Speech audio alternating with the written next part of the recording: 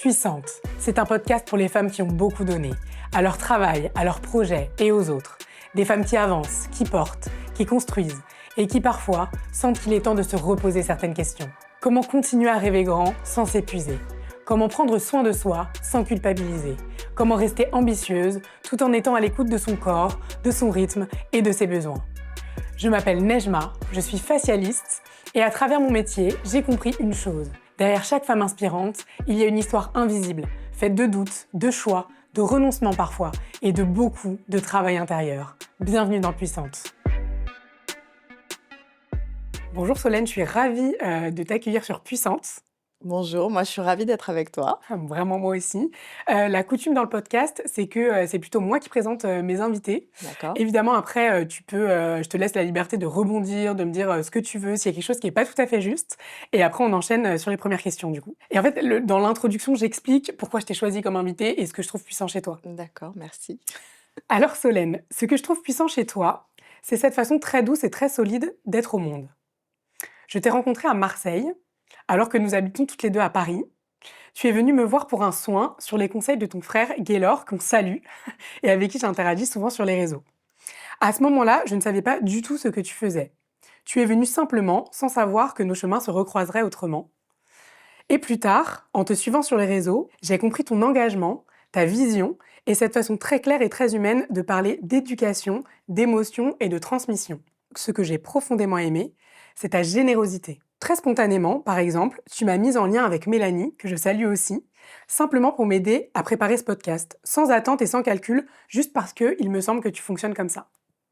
J'ai découvert une femme qui a longtemps travaillé dans les ressources humaines, dans un groupe international. Une femme qui a choisi un jour de quitter la sécurité pour suivre une conviction profonde, aider les enfants à grandir autrement, les aider à développer leur confiance, leur intelligence émotionnelle, leur capacité à être en lien. Avec Soft Kids, tu portes une mission essentielle. Et cette mission a été reconnue, récompensée, mise en lumière. Mais ce qui me touche vraiment, c'est que malgré ces reconnaissances, tu es resté profondément simple, ancré et fidèle à toi-même. C'est vraiment ce qui transparaît à travers, en tout cas, tout ce que tu partages. Tu es aussi mère de 3 garçons et je sens combien tout ce que tu fais est nourri par ce que tu vis. Parce que tu veux transmettre, par amour, mais aussi par responsabilité immense, d'accompagner des enfants dans ce monde en constant mouvement. Pour moi, ta puissance est précisément là, dans cette cohérence intérieure et dans cette douceur qui n'enlève rien à la force. J'avais très envie de t'accueillir dans Puissante pour parler de choix, de transmission et de comment on prend soin de soi quand on porte une vision plus grande que soi. Solène, bienvenue dans Puissante. Eh ben, merci beaucoup. Avec plaisir. Super. Sachant qu'on se connaît, mais pas intimement. Donc, j'ai vraiment essayé de glaner les informations que j'ai trouvées sur toi et ce que je ressentais de toi à travers ce que tu partageais pour faire l'introduction. Solène, est-ce que tu te reconnais déjà là-dedans ? Oui, je me reconnais. Et en fait, il y a un truc qui m'est venu là quand tu m'as dit oui, tu m'as connectée, etc. Ouais. Mon surnom quand j'étais DRH à l'international, c'était Nokia. Ok. Si tu vois pourquoi? Parce que tu connectes les gens entre eux. Parce que le slogan de Nokia, Ouais. c'est Connecting Ah oui. People. Ok. Et donc, C'est naturel. mes collègues me disaient ah non mais toi Solène t'es Nokia, et c'était mon surnom.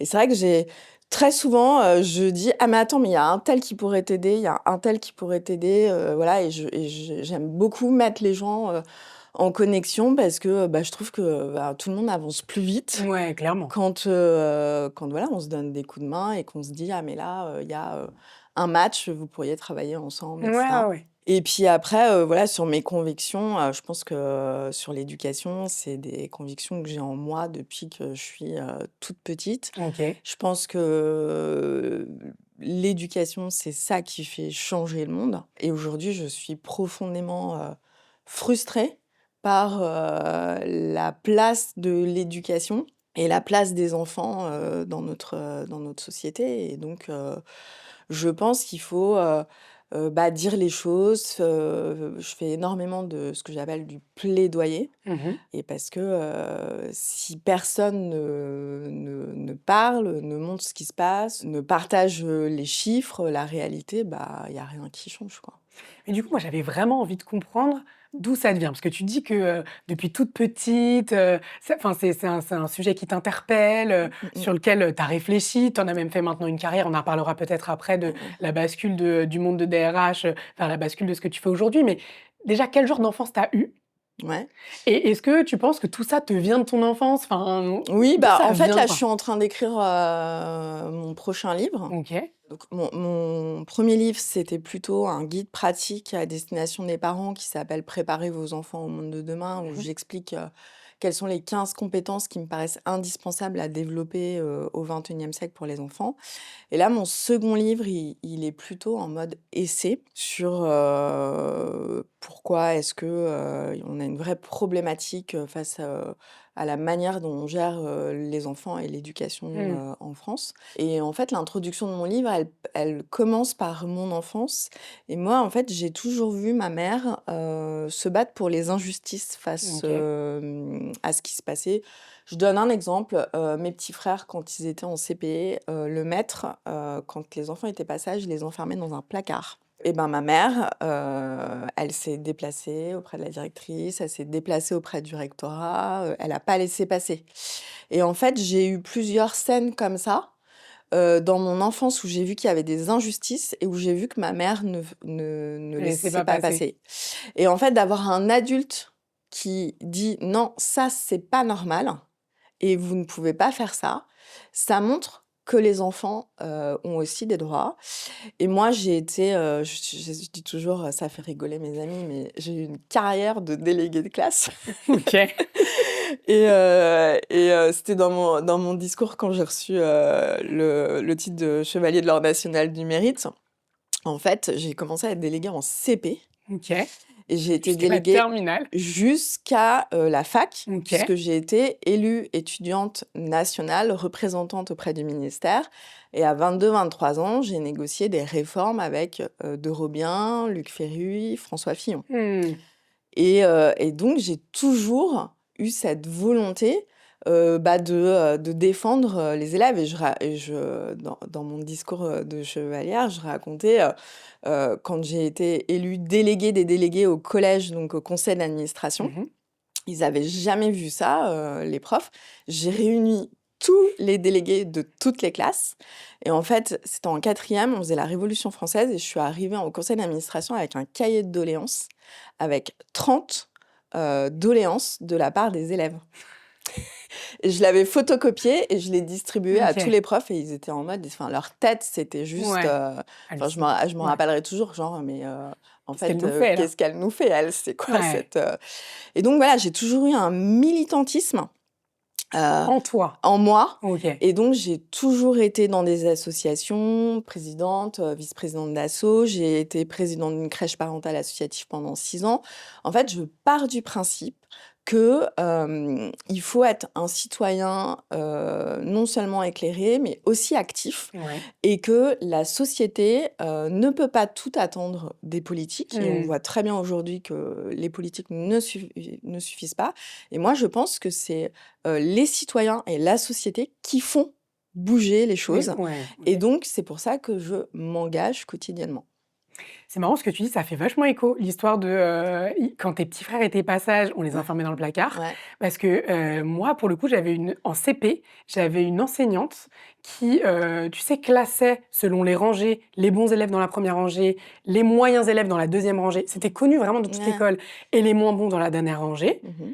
Moi, j'ai toujours été bonne élève, vraiment, je rentrais dans la case, j'étais dans la première rangée, du coup, j'étais très contente, tu vois? Et quand quand tu rentrais pas dans la case et que tu étais mauvais élève, il y avait l'histoire du bonnet d'âne. Et en fait, pour moi, donc qui était en CP, qui était bonne élève et cetera, le fait que celui de la troisième rangée qui ait le bonnet d'âne, j'avais un peu normalisé le truc. Mais il y avait vraiment un Il y bonnet avait d'âne? vraiment un bonnet d'âne qu'elle faisait faire aux enfants. C'était nous qui faisions le bonnet d'âne et le bonnet d'âne, il était donc mis en évidence. Mmh Et je mh. raconte ça assez naturellement à ma mère pour Mmh. te dire à quel point, en fait, Mmh. un enfant peut normaliser le Oui, truc, tu bien vois. sûr. Je raconte ça à ma mère, elle me dit, mais c'est pas normal. Non, mais Et non, elle va voir, alors même que je suis pas concernée, tu vois. Du coup, quand tu dis ma mère, je me dis, mais en fait, je me suis jamais, en fait, ça fait écho ce que tu me dis.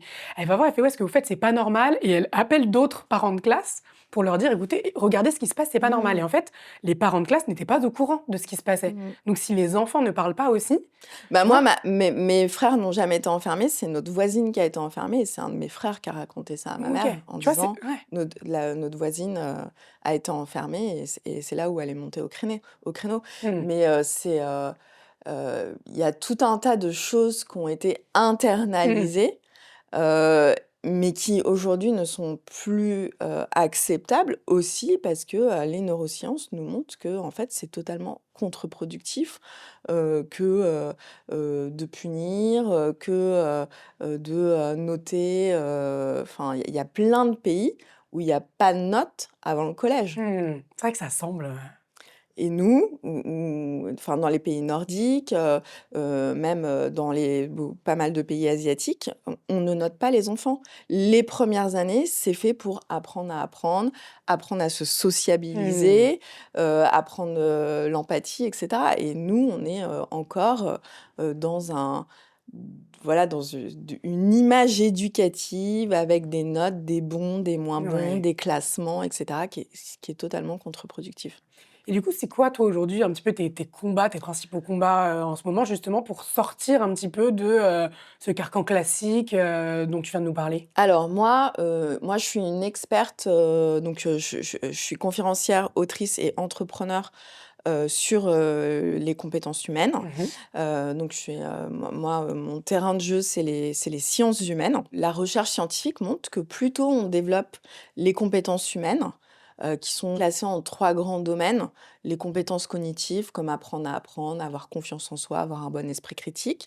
Les compétences émotionnelles, comme savoir gérer ses émotions, Mmh. être résilient. Et les compétences relationnelles, comme savoir collaborer avec les autres, mais aussi, une compétence que je pense qu'il faudrait qu'on développe au 21e siècle, savoir gérer les conflits avec les autres, Mmh. être d'accord sur le fait qu'on n'est pas d'accord. Moi, les enfants, je leur dis toujours: «Mais en fait, à la fin, vous êtes d'accord. Vous êtes d'accord sur le fait que vous êtes pas d'accord?» Et ils sont là: «Waouh!» Eh bah, oui. Et on a droit d'être pas d'accord.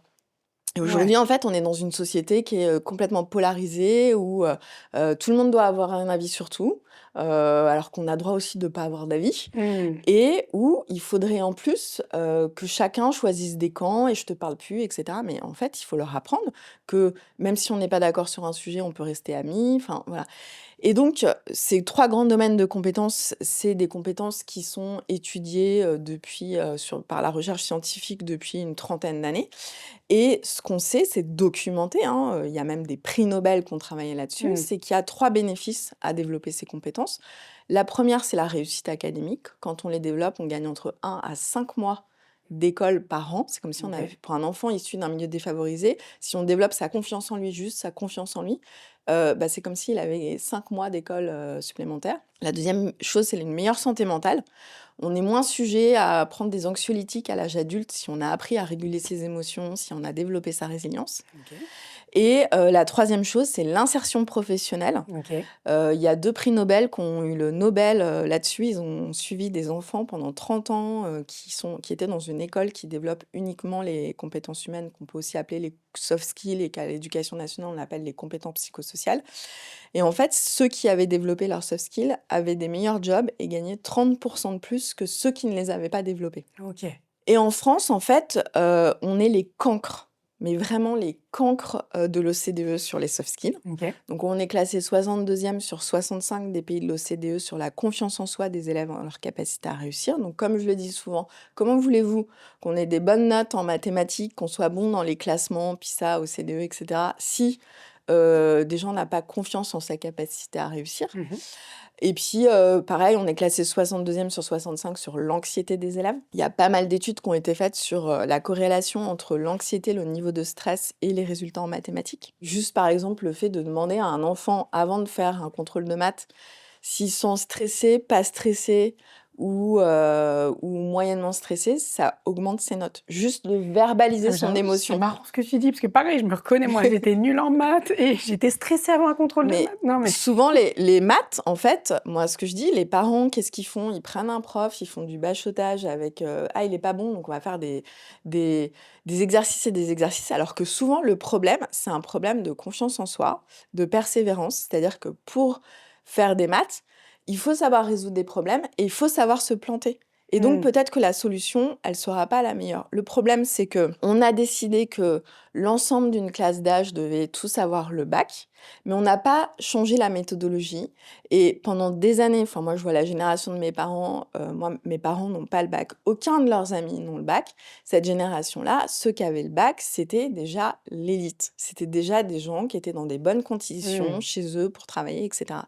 Et en fait, on a gardé exactement la même méthodologie, ce qui fait que la France est très très forte pour faire des élites. On a plein de médailles Fields. La médaille Fields, c'est le meilleur prix en mathématiques du monde. Mais on est nul en mathématiques parce qu'on est juste bon pour que les meilleurs restent bons. Ouais. Mais on n'a pas du tout adapté l'apprentissage pour la masse. Et ce qui fait qu'en fait, on a encore des élèves qui disent « Ah mais non, mais moi je suis mauvais en maths parce que mes parents étaient mauvais en maths. C'est génétique. » Les maths, ce n'est pas génétique. C'est juste qu'en fait, on n'a pas appris à persévérer, à apprendre de ses erreurs, à gérer ses émotions. Et comme, d'une manière générale, il y a beaucoup, alors ça change, hein, ça évolue, mais il y a quand même encore toute une partie des professeurs qui valorisent tous ceux qui réussissent du premier coup. Et moi, ce que je dis, c'est qu'il faut valoriser le chemin et arrêter de valoriser que le résultat. Ouais, bien sûr. Mais comment tu fais concrètement? Tu vois, j'ai un enfant, je me reconnais beaucoup en fait dans ce que tu dis, mais j'ai un enfant de 4 ans qui a parfois du mal à gérer ses émotions, particulièrement, je pense, plus que la moyenne, tu vois. Je le vois, des fois ça se traduit même par des petites crises, de la frustration, effectivement, quand il est avec un copain, il a tendance à, s'il fait une petite course, à dire « Ah, je t'ai battu, je suis meilleur que toi ». L'autre est en pleurs, mon fils est content, je me dis « C'est pas ça que je veux de mon fils ». Concrètement, à partir de quel âge tu peux commencer à leur apprendre justement tout ça, le fait d'être dans l'empathie, le fait de savoir gérer ses émotions, peut-être gérer un conflit. Est-ce que c'est très tôt? Est-ce que ça arrive plus tard? Dès la naissance. Ah ouais. Et en fait, c'est énormément de l'observation. En fait, il faut observer ses enfants en permanence pour savoir ce qu'ils savent faire, ce qu'ils savent pas faire. Et surtout, les autonomiser très, très vite. En fait, on est dans une génération où les parents font tout pour leurs enfants, où je suis hallucinée. Il y a pas longtemps, je disais, je vais lancer un challenge œuf au plat. Parce que, pour donner le truc, donc mes jumeaux aujourd'hui sont en CE1. Depuis la moyenne section, ils s'habillent tout seuls, ils se préparent tout seuls le matin. Moi, je ne suis pas du matin. Je ne me réveille pas avant 8 heures.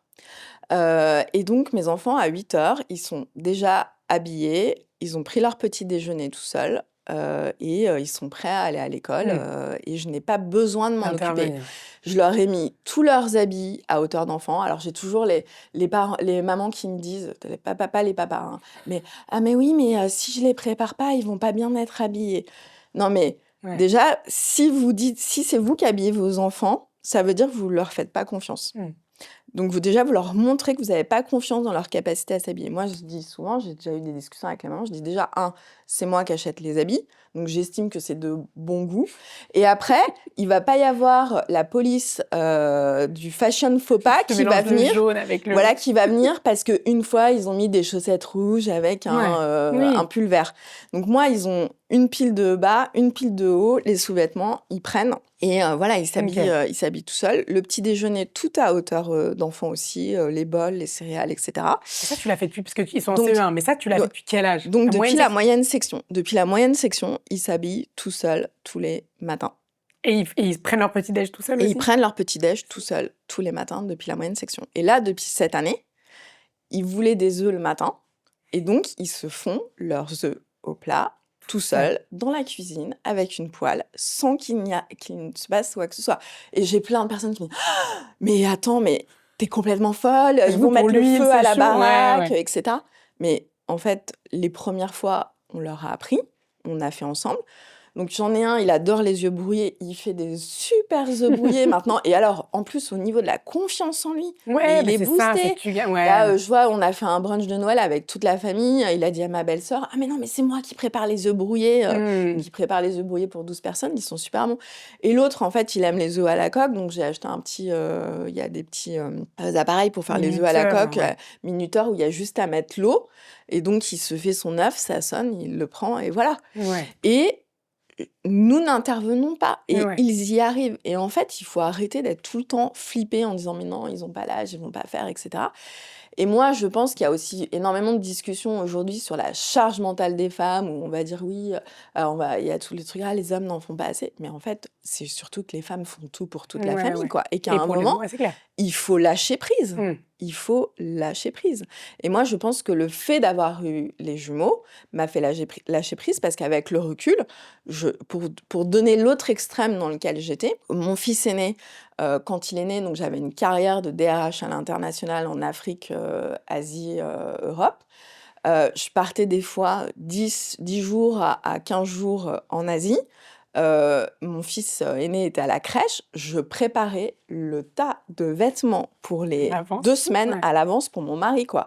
Au cas où, mon fils serait mal habillé à la crèche. Et un jour, je me suis dit: «Non, mais en fait, tu es complètement Ouais, mais taré, en fait, quoi». tout ça, en fait, tout le monde se retrouve dans ce que tu dis là, je pense, hein? Mais oui. Et donc à un moment, il faut lâcher prise Ouais. et laisser faire les enfants, et c'est en les faisant faire qu'ils vont prendre confiance en Ouais, eux. ouais. Et après, pour revenir à ta question de départ, tout dépend de quelles sont les compétences, en fait, qui sont indispensables, pour toi par rapport à tes valeurs, ton Ouais, ouais. éducation, et cetera. Donc moi, il y a 3 choses sur lesquelles je suis assez intraitable avec mes enfants. C'est bon, la confiance en eux. Ouais. Donc pour ça, je leur laisse expérimenter, faire des choses et c'est pas grave si c'est pas bien fait. 2, l'esprit critique. Alors Mmh. moi, je suis profondément citoyenne. Tout ce qui se passe aujourd'hui avec les fake news, les réseaux sociaux, c'est insupportable pour moi. Donc j'ai expliqué très, très tôt à mes enfants ce que c'était l'esprit critique, les fake news, et on peut le faire, je vais donner un exemple. En CP l'année dernière, mes fils me disent, la mairie avait mis des boîtes aux lettres de Noël, et les fils me disent: «Oui, il paraît que quand on met une lettre dans la boîte aux lettres, de l'école, de la mairie, on a un cadeau en plus de la part du Père Noël». Et donc là, OK. direct, je leur dis: «Alors, d'où vient cette information? Ouais. Qui l'a eue?» Et donc je leur ai expliqué ce que c'était une légende urbaine. Et donc on a OK. appris que c'était le grand frère de machin qui est en CM2, et cetera. Et donc je leur explique le Ouais, je téléphone vois. arabe de Ouais. la légende urbaine. Et donc je leur dis: «Bah non, en fait, cette information, Elle est fausse. elle est fausse». Ouais. Et donc on peut dès la maternelle, ou même quand vous regardez, dans mon livre, j'explique, par exemple, quand vous regardez la télé et que vous voyez une publicité, vous posez juste la question à votre enfant: «Mais est-ce que tu crois que c'est vrai ce qu'ils disent là? Est-ce que tu Mmh. crois que c'est le meilleur chocolat? Est-ce que tu crois que c'est les meilleurs gâteaux? Est-ce que tu crois que c'est la meilleure voiture?» Voilà, ça c'est assez simple.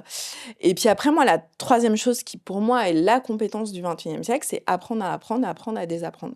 Et donc, quand mes enfants me disent: «Ah, mais je sais pas faire ça», et cetera, je leur dis: «Non, non, tu ne sais pas encore Ouais, faire ouais. ça». Et le petit mot «encore» va tout changer. Ouais. Et donc, je leur dis: «Tu es en train d'apprendre, tu devras tout le temps apprendre». Et je leur dis: «Moi, j'apprends tout le temps». J'ai jamais autant appris de ma vie que, les, 7 dernières années, Oui, oui. d'entrepreneuriat.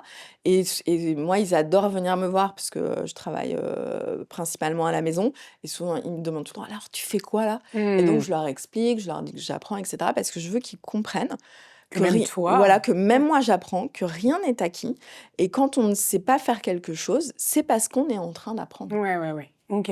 Ah, je comprends bien. Du coup, j'ai bien compris, en fait, d'où ça t'était venu, avec ta maman qui défendait les injustices et cetera, que c'est profondément ancré en toi, que c'est pour ça que tu es allée vers cette carrière-là. J'aurais bien aimé qu'on explore, un moment, comment, tu es passée de, ta carrière à l'international dans les DRH, Mmh mh. à ce que tu fais aujourd'hui, Mmh. avec, ta carrière entrepreneuriale. Et est-ce que pour toi, ça a été un petit peu un moment charnière ou est-ce que ça s'est fait assez naturellement, finalement? Je pense que ça s'est fait naturellement parce que je pense que j'ai toujours eu des velléités d'être entrepreneur. Mmh mh. Je me rappelle quand j'ai eu mon master, j'ai dit: «Ah, un jour, je lancerai, heu, Solène Le Guaziou Consulting», ou un OK. truc comme ça, Mais pas forcément dans le domaine, que j'ai aujourd'hui. ouais. Mais en fait, je pense que pendant des années, j'ai assouvi mon ambition entrepreneuriale dans l'associatif. OK. J'ai toujours été présidente d'asso, ça ne m'a jamais quittée. Des fois, j'étais dans 3 assos, en même temps. En fait, j'aime faire beaucoup de choses. Je suis, très, multicasquette. Je vais là où les envies me portent et là où, en fait, l'énergie, va m'amener et ça revient à la Je comprends discussion qu'on complètement. avait en off, tout à l'heure. En fait, moi, je compte pas en termes de temps, je compte en termes d'énergie. Et il y a des Mmh. choses, en fait, ça me demande mais 0 énergie. Ouais. Et il y a des gens, ils vont être en mode: «Ah mais comment tu fais?» Mmh. Mais en fait, ça me demande pas d'énergie Voire ça te procure de la joie. voilà, donc Ouais, c'est un effectivement. moteur. Et donc je pense que j'ai fait ça dans un premier temps et ce qui s'est passé, c'est que donc j'étais, DRH en charge de la stratégie des centres de services partagés de Shell. Donc en fait, c'est toutes les activités transactionnelles, Mmh. en Europe, Asie, Afrique, qui vont faire la compta client, la compta fournisseur, l'informatique et cetera. Et il y a 2 choses, c'est que comme je disais, j'aime jamais faire une seule chose, donc j'avais ce poste-là. En même temps, j'étais présidente de la crèche parentale, donc on faisait, beaucoup de choses sur la parentalité, des soirées parents-psy, j'explorais beaucoup, comment est-ce que, la parentalité, changeait et évoluait par rapport à ce que mes parents avaient connu. Et puis à côté de ça, j'ai toujours été un peu geek, passionnée de tech, moi OK. je suis la nana qui teste tout, qui achète la fourchette connectée, OK. voilà tous les trucs sur Kickstarter, et donc j'avais, dit à l'entité de Shell qui, investissait dans les startups: «Vous investissez toujours à Singapour, à Londres et à San Francisco. Il y a les startups en France qui commencent à se développer et moi je vous propose d'aller trouver des startups dans lesquelles investir». OK. Et donc j'ai commencé à regarder un petit peu ce côté, start-up de la tech et à force, en fait, de côtoyer des boîtes, j'avais tout le temps des idées. Toutes les semaines, j'avais une idée Ouais. d'entreprise et c'était très souvent digital, des applications. Par exemple, comme je voyageais à l'international, j'avais eu l'idée de faire, une application sur, les femmes qui voyagent à l'international parce que, bah, quand tu arrives à l'aéroport à Manille à 23h, que tu es une femme toute seule, Ouais. tu te dis: «Waouh, Ouais. bon, voilà, il faut que ce soit safe». Quand tu arrives en Inde, tu te dis: «Bon alors, c'est quoi les codes? Comment je m'habille?» Ouais. et cetera. Et donc j'avais eu cette idée-là, enfin voilà, j'ai eu plein d'idées différentes et en fait, l'idée d'aller sur ce terrain-là m'est venue en 2018. J'étais à Bangalore, avec, l'équipe tech et on travaillait sur l'impact de l'intelligence artificielle On est sur, en quelle année là juste? 2018, OK. et là, on y est en plein dedans Ouais, aujourd'hui. ouais. L'impact de l'intelligence artificielle sur les métiers dont on aurait besoin à 2025-2030. OK. Et en travaillant là-dessus, j'apprends que 65 des écoliers d'aujourd'hui ne feront des métiers qui n'existent pas encore Mmh. et 85 des métiers de 2030 ne sont pas connus. Et que donc toutes les ONG, OCDE, World Economic Forum, Organisation mondiale de la santé, etc., disent, comme on ne sait pas ce que va être demain, la seule chose qu'on sait, c'est que les compétences humaines ne seront jamais obsolètes. Et donc, il faut absolument développer les compétences humaines dès l'enfance. Et le directeur de l'éducation de l'OCDE dit depuis 2017, il faut que les modèles éducatifs du monde entier se transforment pour apprendre aux enfants à apprendre à désapprendre, à résoudre des problèmes, à être résilient, etc. Mmh. Et en fait, chez Shell, on m'avait recrutée uniquement sur mes compétences humaines en 2009, OK. 2006 pardon, 2006 et tous les ans, on avait une espèce d'évaluation de nos compétences humaines.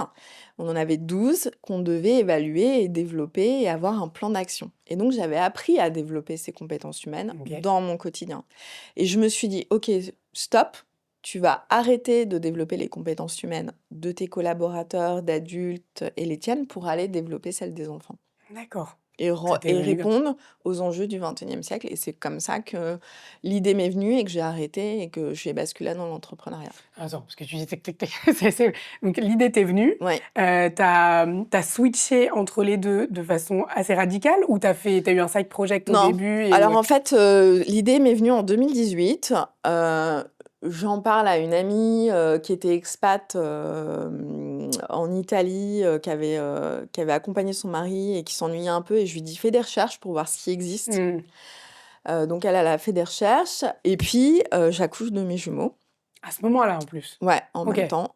Ouais. Je rentre de congé maternité et on me dit: «Solène, grosse réorganisation», et en fait, je parle à ma chef, je lui parle de mes idées, donc qui était une Singapourienne, Lynn, Lee, que j'adore. C'est une des meilleures chefs que j'ai eues, et c'est tellement bien de travailler avec des cultures différentes, Ouais.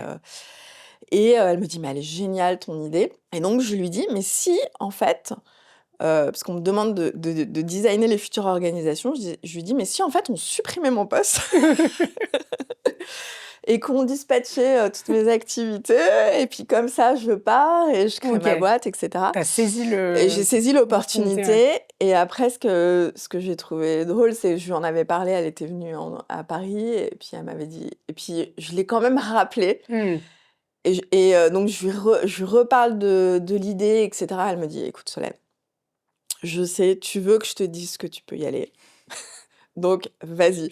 Ouais. Comme si je cherchais un Une peu, validation une de vas-y. validation, Ouais. de voilà, elle était VP, vice-présidente monde et cetera, et donc là, je me suis dit: «Bon allez, c'est bon, j'y vais», Elle y et donc je croit. suis quand même partie avec un matelas de sécurité puisque mon Mmh. poste a été supprimé. Je suis partie dans le cadre d'un volontariat au départ, OK. et ce qui m'a permis voilà, d'y aller, Ouais, de faire la de transition de manière manière saine. sécure. Néanmoins, je suis partie le 28 février 2019, et le 1er mars 2019, je commençais le programme d'entrepreneuriat d'HEC qui dure 9 mois, où on arrive avec une idée et au bout de 9 mois, on sort avec un prototype. Ouais, donc quand même, tu as enchaîné, Ouais, tu j'ai as pas fait de enchaîné. pause. Ouais, mais tu avais la vision dès le Oui, départ de ce que tu voilà. dis. De toute façon, Mmh. tu avais l'idée, OK. Et si tu devais, t'arrêter sur justement un moment un peu charnière de ton parcours, est-ce que ce serait celui-ci ou est-ce que ce serait un autre? Un qui a marqué un peu un avant et un après, simplement pour qu'on voit un peu l'état d'esprit dans lequel tu te mets quand tu traverses, soit une difficulté ou soit un moment, voilà, un peu particulier de ton parcours, pro comme perso, En fait, tout ça m'est apparu de manière assez évidente? assez Ouais. évidente. Je me suis pas posé, trop de questions. Après, je pense qu'il y a eu, en fait, je sais pas si c'est un élément, particulier, mais je trouve, parce que j'ai monté Soft Kids à 39 ans, Mmh. heu, mais je trouve qu'à partir de 40 ans, j'étais un peu en mode, je fais que ce que je veux et Ouais, les autres, je m'en fiche, quoi, OK. et je trouve que plus on vieillit, plus on Plus on on s'en est fiche du regard des autres et voilà, plus ouais, bah, en fait, c'est marrant ce que tu dis parce que j'en parle énormément avec, mes clientes, tu vois? ouais. Qui me disent, assez spontanément quand on est en soins cabine leur âge, ce qu'elles font. Généralement, c'est, des femmes, bah, qui donnent beaucoup au travail, qui donnent beaucoup à la maison et effectivement, là où moi avant je trouvais j'associais beaucoup la beauté, la confiance en soi justement à la jeunesse, c'est tout l'inverse depuis que je suis dans le milieu de la beauté, Mmh mh. notamment pour ce que tu dis là, tu vois? Plus tu avances dans l'âge, plus elles sont confiantes, plus elles dégagent un truc et plus elles sont en fait, bah, hyper belle et magnifique, tu vois? Bah, en fait, on est un peu en mode, j'ai envie de dire, bon, bah, c'est bon, enfin, j'ai passé l'âge de me faire Ouais. engueuler, Ouais, j'ai ouais. passé l'âge qu'on me Mmh. dise, «Oui, bah, il faut que tu fasses ci ou ça». Mmh. Faut que tu rentres dans la case, il faut que tu Voilà, démontres, il faut que tu je suis, un truc qui m'énerve profondément, c'est ce que j'appelle les unsolicited advice, tous les gens qui te disent: «Ah mais tu devrais faire ci, tu devrais ouais, faire ça, ouais. nin-nin». Ah ouais. Mais en fait, Je t'ai rien c'est bon, demandé. je t'ai rien demandé. Ouais. C'est vrai qu'avant Heu 30, même ouais, entre 30 et 35, tu les écoutes beaucoup. Enfin, en Mais tout parce cas. que aussi on commence à se connaître. Mmh. On se connaît, on sait ce qu'on aime, ce qu'on n'aime pas. Je vais te donner un exemple. Avant 40 ans, si j'étais invitée, je disais oui à tout le monde. Parce que Ouais. je pense qu'en plus, nous, les filles, les filles françaises, on est, Mmh. on est éduquées à être des people pleasers. On doit faire plaisir aux gens. Donc en fait, si t'es invitée, bah oui, t'y vas. Ouais. Après 40 ans, quand Tu choisis. on me disait, ah bah je t'invite, nana, et je disais, il y a qui? Ah bah non, je vais pas venir parce qu'en fait, Ouais. passer toute une soirée, à, faire des sourires à des gens, en fait, Vide en qui énergie. me bouffent mon Ouais, énergie, ouais.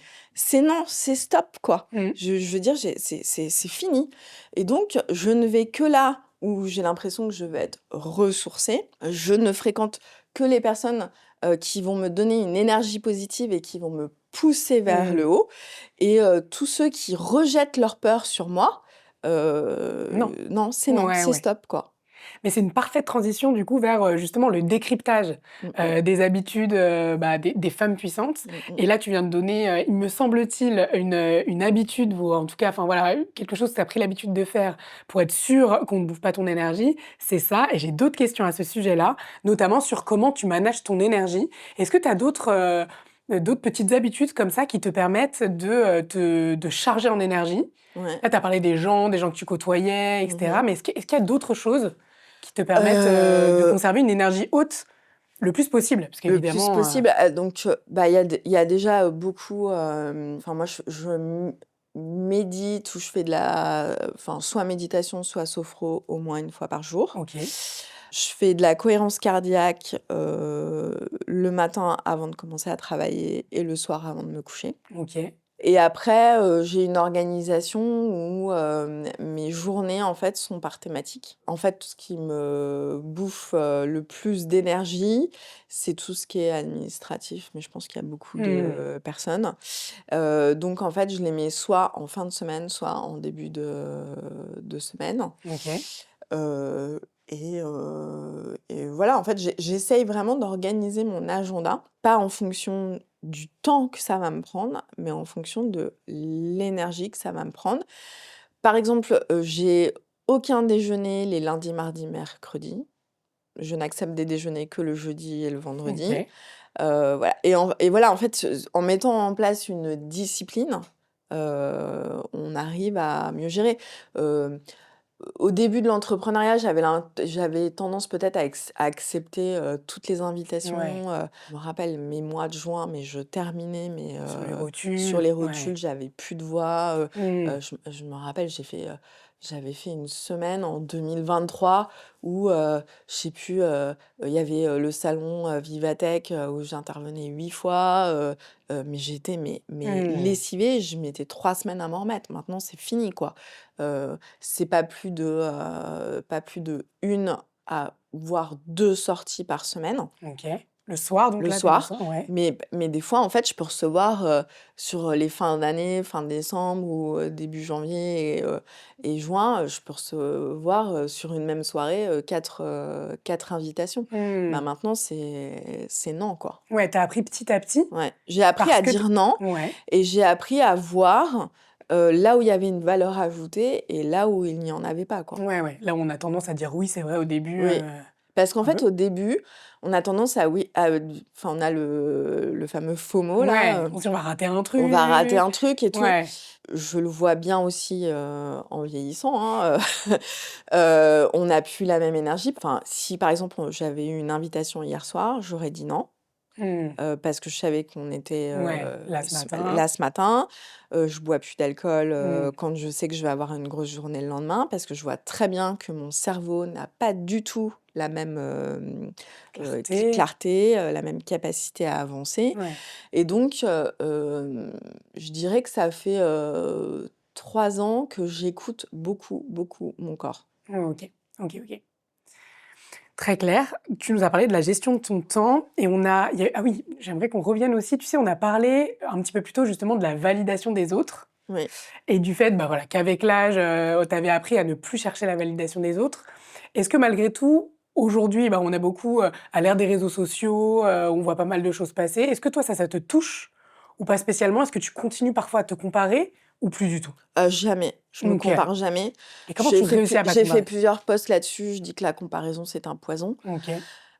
Pourquoi? Parce qu'on est, tous des individus différents, avec une histoire différente, avec, il y a un truc qui est génial, c'est, la roue des avantages, en fait et OK. en fait, des avantages invisibles et cherchez-la sur internet, roue des avantages invisibles et OK. vous allez voir et en fait, on ne peut pas se comparer puisqu'on ne sait pas du tout, d'où vient l'autre, quel va être son capital culturel, son capital social, son capital économique, heu et donc ça ne sert à rien de se comparer et en plus, on a tous, en fait, ce que j'appelle des zones de génie et l'important, c'est de trouver de sa zone de génie.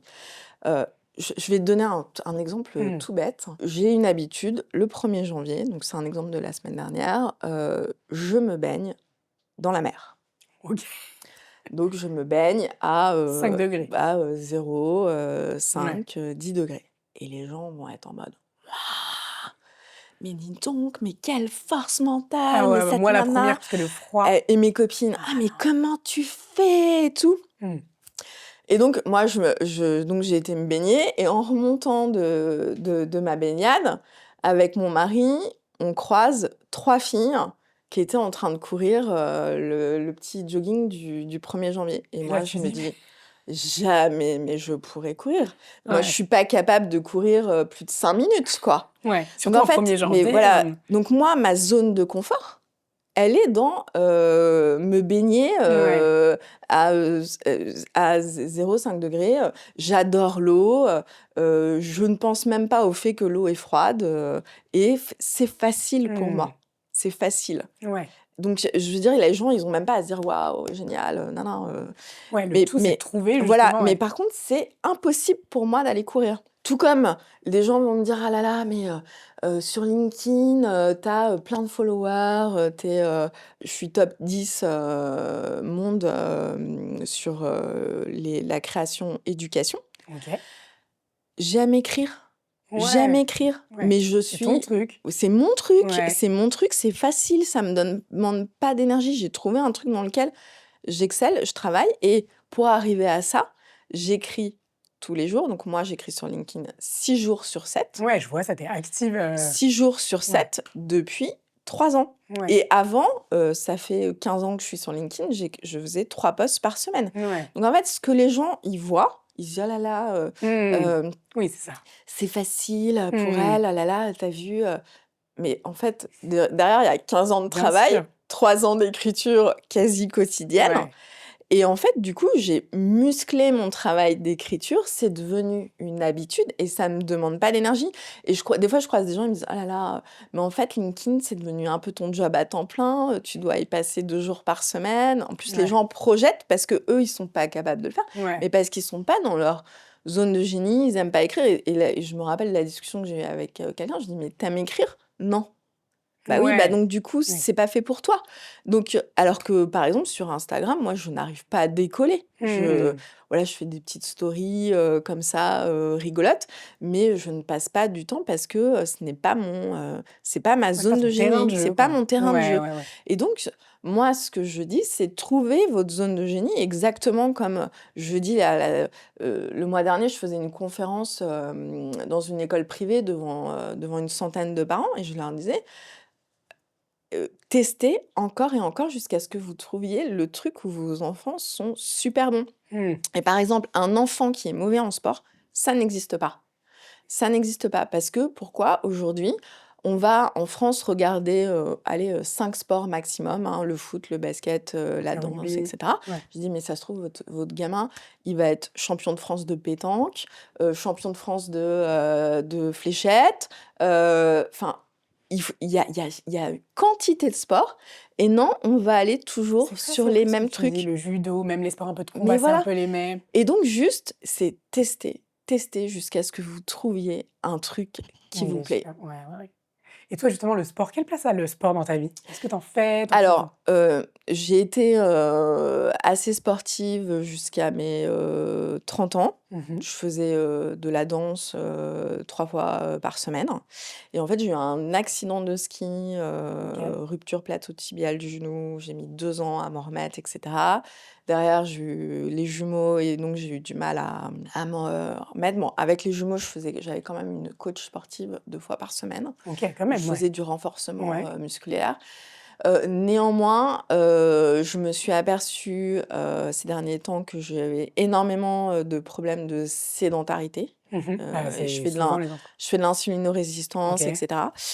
Donc là, j'ai repris les choses en main, Ouais. donc je fais de l'aviron OK. 2 fois par semaine sur la D'accord. Seine, OK. donc le mardi midi et le samedi matin. Et du coup, tu as un coach, enfin, tu as quelqu'un qui est avec toi ou c'est vraiment, Ah ben, on est en équipe. ouais, On est OK. 4 sur l'aviron OK. avec un barreur, c'est un sport extrêmement complet, chaque sortie dure, au moins, entre 1 heure et demie et 2 heures et c'est un sport qui me va, très, très bien parce que je suis sur l'eau et comme je disais, Mmh, tu j'adore adores l'eau, l'eau ouais. et c'est Même un à sport 5 qui est degrés. très cérébral, parce qu'il y a énormément de coordination et avec les gens et donc j'aime beaucoup. Et puis depuis presque 6 mois là, j'ai ce bracelet Ouais. qui s'appelle un Whoop. Et qui est hyper beau d'ailleurs, parce que Voilà. franchement, souvent les bracelets connectés, montres connectées, c'est Donc, là, euh, OK. donc je fais partie de la secte des Whoopers OK. et qui en fait m'aide à me mettre bien en track sur ma santé. Ça va analyser mon sommeil, mon taux de stress, mon analyse cardiaque, mon nombre de pas, etc. Et OK. ça m'aide un petit peu à réguler pour être sûre que je suis bien dans le mouvement. Parce que en fait, la première chose sur laquelle je dois lutter aujourd'hui, c'est la La sédentarité, ouais, sédentarité, ouais, ouais. du fait que mon travail est quand même énormément, enfin à Ouais, si. 90% Mmh. assis, sur un ordinateur, quoi. OK, OK, très clair. Comment tu te nourris? Comment Les lectures que tu as, les ah, podcasts que tu écoutes, trop, trop. Bah, en fait, je suis, une boulimique. Ouais, Enfin là, à Noël, pendant les vacances de Noël, j'ai lu 5 bouquins, donc OK. Tu arrives donc du coup, malgré le fait que tu écrives beaucoup, malgré le fait que tu as beaucoup de travail, à lire 5 bouquins? ah bah, en fait, je lis toujours en moyenne 3 livres en même temps. Il y a les romans Mmh. et il y a les livres, pour le travail. Donc OK. généralement, je suis sur un roman, un livre entrepreneurial et un livre, un peu plus politique, philosophique, et cetera. Donc par Mmh. exemple, en ce moment, je suis en train de lire, un livre sur, la politique, des mauvaises informations D'accord. et comment en fait ça, nous atteint, personnellement. Et donc, déjà, j'ai une habitude. Donc moi, je crois pas aux bonnes résolutions, je crois aux micro-habitudes. Mmh. Et en fait, il faut Moi aussi. changer une habitude par une nouvelle habitude. Mmh. Ça fait 3 ans que mon téléphone, il est dans mon entrée, il est pas dans ma chambre D'accord. et donc je me couche en lisant.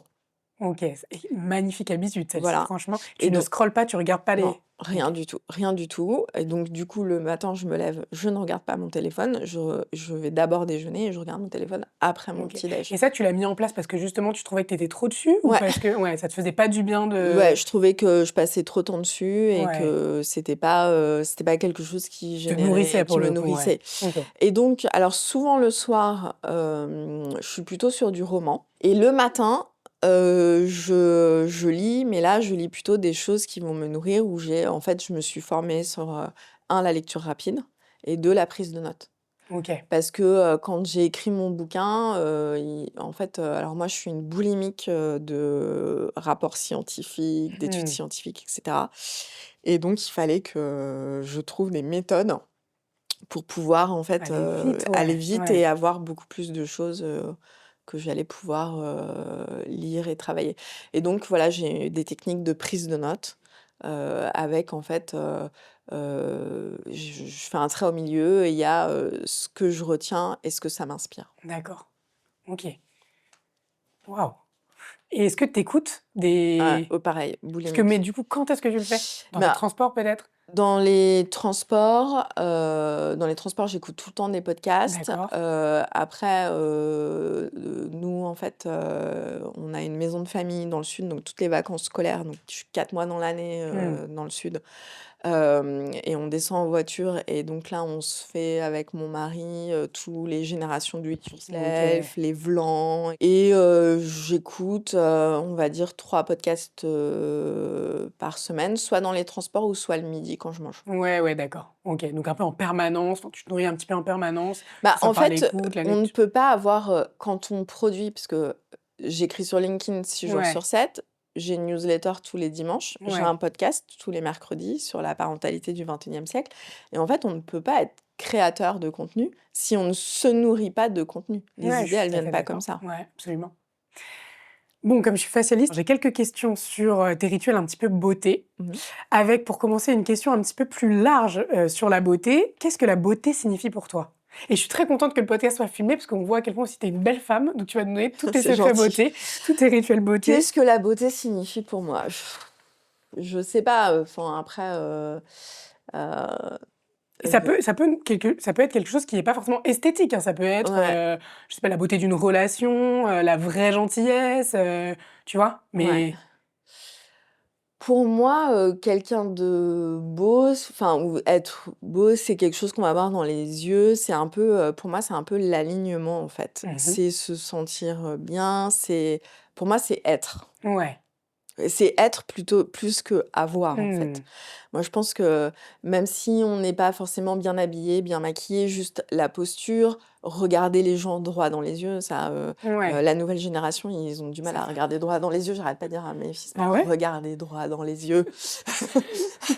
Voilà, c'est être en présence et en fait, on peut trouver quelqu'un de très, très beau parce qu'il est en présence, il va, voilà, il va se tenir droit, il va parler et cetera et pour moi, c'est vraiment une question, d'alignement. Ouais, pleinement d'accord. Parce qu'en plus, c'est tellement subjectif, on va trouver Mmh. quelque chose beau et l'autre, il va pas trouver beau et donc je dis toujours à mes fils, parce que pour moi, les mots ont énormément d'importance, c'est pas: «C'est moche», C'est c'est: explique-nous. «Je trouve Ah, je trouve ça ça moche, ouais moche». et en plus explique-nous parce qu'après tu Voilà leur et apprends à dis-nous pourquoi. ouais. Mais c'est pas: «C'est moche», enfin, c'est subjectif, quoi. Ouais, ouais, ouais. D'accord. C'est vrai, ouais, beauté, et alignement, c'est vrai que, ouais, le fait de mettre ça, en regard, enfin, ça me parle beaucoup. Est-ce que tu as des rituels beauté? Oui. Est-ce que tu peux nous en parler? Même de ta routine, du matin, du soir? Alors, bon, ma routine, du matin, donc, moi, je prends, un œuf sur le plat avec, du bacon, OK, donc tu manges salé. je mange salé. Heu, Depuis pareil, c'est une nouvelle habitude que j'ai Mmh. mis en place depuis 18 mois, suite au fait que j'ai découvert, suite à une prise de sang, que je faisais de l'insulinorésistance. Donc, Mmh. les petits déjeuners, français, c'est pas du tout Ouais, adapté. pour moi. Ensuite, je me douche. Avant de me doucher, moi, j'ai une brosse et je fais 10 comme ça, OK, 10 comme ça, 10 comme ça, 10 d'accord. comme ça, je compte. Ça fait un peu toqué, mais voilà, je prends ma douche, je me fais, le visage, et après, je me maquille, assez rapidement, ce qui fait et ça me fait trop rire, ça me fait penser à une discussion, à l'Ascension. Là, j'étais à Marrakech, avec, ma filleule et sa sœur et qui commençaient à dire, parce on était dans un beau restaurant, Ouais. qu'elles avaient mis, 1 heure et demie à se préparer et mon mari, il était à côté, il fait: 1 heure et demie. Et donc et là, ma filleule, qui a, 20 ans, Sania, si tu nous vois, dédicace, dit: «Bah oui, en fait, il faut préparer son teint». Et donc moi, je leur expliquais que moi, en fait, je prépare pas trop mon teint, hein, moi, je mets ma crème de jour. Moi, je suis la génération Nivea quand même, hein, Mmh. moi, ma mère, c'était la Vous Nivea. Tu faisais badigeonnez. un point Ouais. là, un point là, un point là, un point là Attends, mais du et coup, tu mets ta crème de jour qui est de la Nivea? non, non, Ah, plus OK. maintenant, plus maintenant, D'accord, plus d'accord, maintenant. d'accord. Non, non, là, je suis sur, ça fait 2 ans que je suis sur, Oden. OK. Je mets la crème de jour et églantine. Le concentré d'églantier, on Voilà adore, et on qui en adore. fait tout de suite tu des Ouais, couleurs, quoi. Et après, moi je mets de la poudre de soleil, été comme ouais, hiver et puis voilà, c'est ouais, tout ouais. et je mets 10 minutes et après par contre après le soir, donc depuis 1 an, j'ai intégré cette nouvelle routine, je pense, avec toi, 1 an, même peut-être 2 hein, où je fais vraiment là, OK. Ouais, ouais. voilà, avec de l'huile.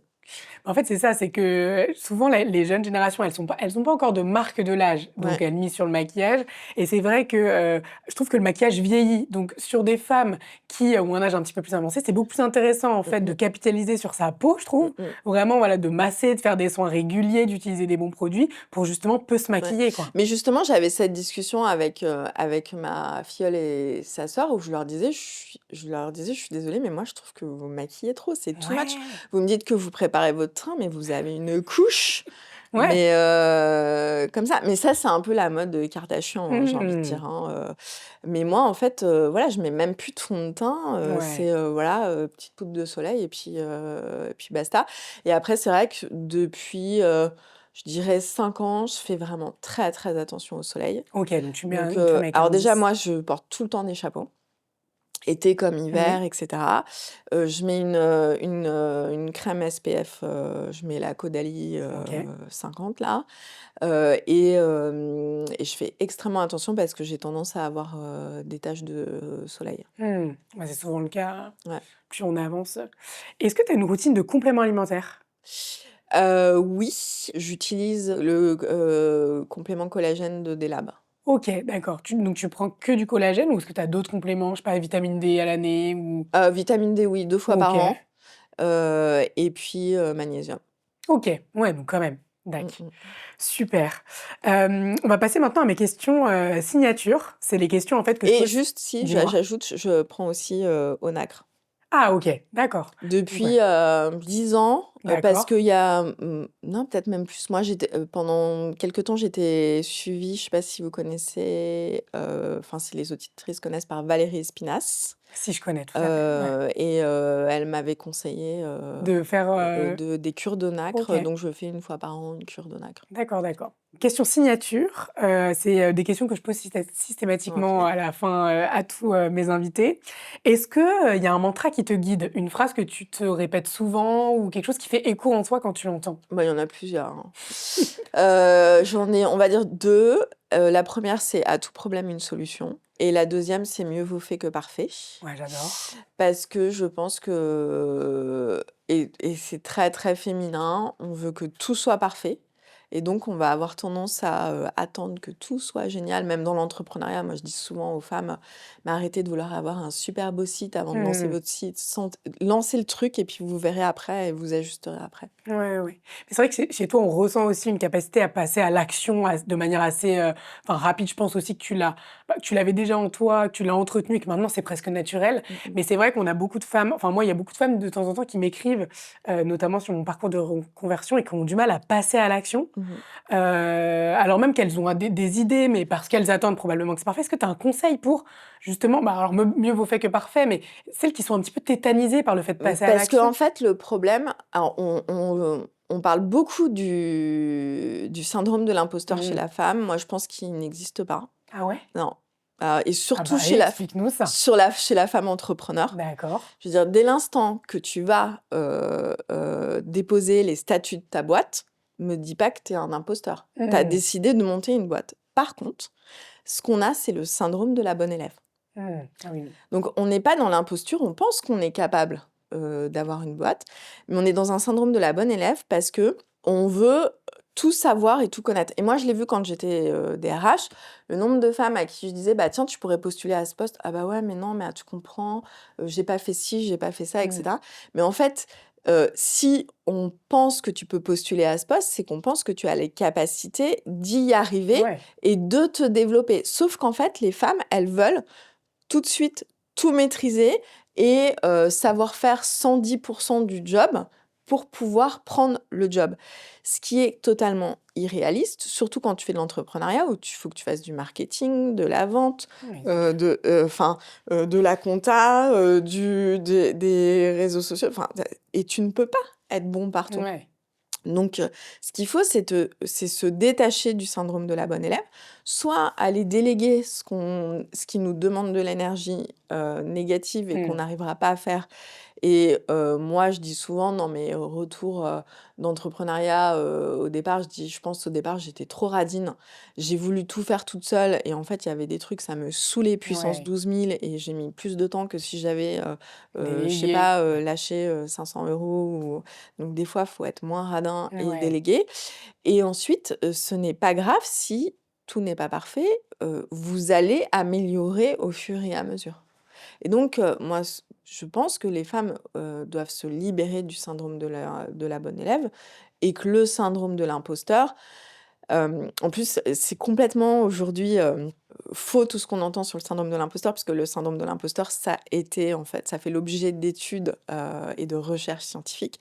Et en fait, le syndrome de l'imposteur, c'est des femmes qui arrivaient à des hauts niveaux, qui faisaient par exemple, des thèses ou qui étaient dans Mmh. des comités de direction et qui se disaient: «Mais en fait, ils ont dû se tromper, je ne dois Ouais. pas être là». C'est ça le syndrome Le de vrai l'imposteur, syndrome de le l'imposteur, vrai ouais. syndrome de l'imposteur qui fait l'objet, de thèses, et cetera. C'est pas: «Je ne vais pas y arriver», Ouais. c'est: «J'y suis arrivée, Mais ils ont peut-être pas dû voir qu'en Ouais, ouais, fait, ouais. j'étais pas à ma place et je suis nulle et voilà et Mmh. je devrais pas être ici. Ouais, d'accord. OK, OK. Merci beaucoup. Si tu pouvais transmettre un message à la toi d'il y a 10 ans? Ne lâche rien. OK. Tu rien lâché et tu es là aujourd'hui. Quelle femme verrais-tu au micro de puissante? Oh là là, plein, plein, plein, plein. Tu peux m'en donner 2 ou 3. On ira les voir après et on Heu montrera la vidéo où tu as cité leur nom. Bah, il y a Inès, Léonie Darzy que OK, avec qui j'ai échangé ce matin, d'accord. qui est dans je sais pas si tu la connais, Son nom me dit quelque qui chose, est dans mais l'art, OK, dans l'entrepreneuriat, à impact, environnemental. Il y a mon amie Amélia Matar qui est dans l'éducation aussi. OK. Laura Le Sueur, Ouais, je vois très bien. qui, révèle, l'ambition des femmes. Ouais, Voilà, je un ça, peu, c'est déjà très c'est bien. déjà pas mal. Oh, c'est déjà très bien, ouais, ouais, ouais. Super, j'ai un rituel de fin d'épisode, Ouais, qui est avec un petit miroir et qui consiste à te regarder dans le miroir, ouais, à me dire ce que tu vois et à te dire une phrase à toi-même. Tu dois véritablement te regarder dans le miroir OK, bah, je me regarde. Ah, et c'est c'est hyper stylé parce qu'on voit le halo, en fait, de lumière. ouais. On voit là vraiment que tu ne triches pas. Je ne triche pas et donc je dois me dire quelque Qu'est-ce chose. que tu vois déjà? Ouais.